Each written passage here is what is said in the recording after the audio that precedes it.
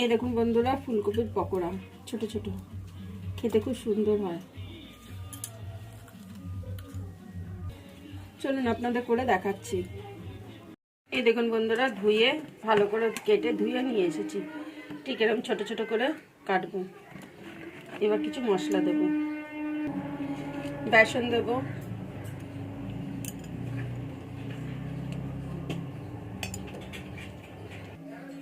চালের গুঁড়ো দেবো,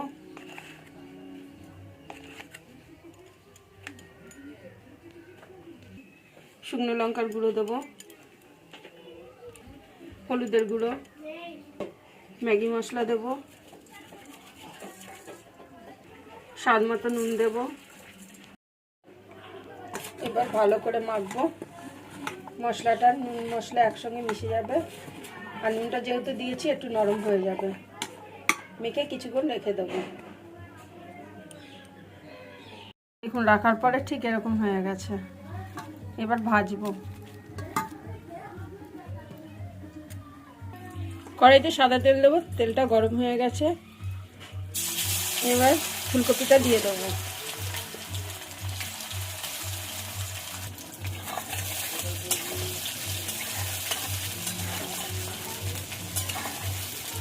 ছাকা তেলে ভাজতে হবে,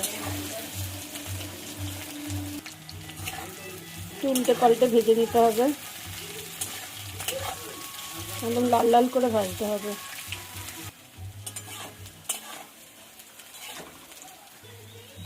এই দেখুন বন্ধুরা, একদম লাল লাল করে ভাজতে হবে। এই দেখুন, এবার নামিয়ে নেবো।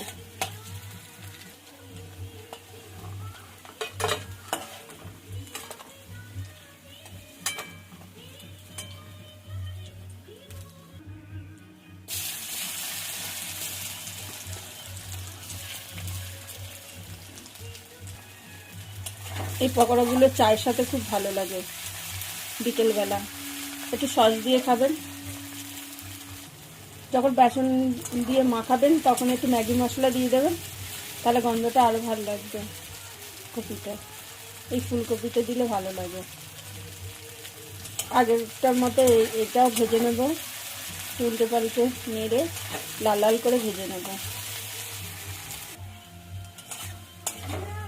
এই দেখুন লাল লাল হয়ে গেছে, এবার নামিয়ে নেব। এই দেখুন বন্ধুরা, ভাজা হয়ে গেছে। আওয়াজটা শুনলেই বুঝতে পারবেন কতটা মুচমুচে হয়েছে। আপনাদের সঙ্গে আবার অন্য কোনো ভিডিওতে দেখা হবে। ভিডিওটা এতক্ষণ দেখবার জন্য অনেক ধন্যবাদ।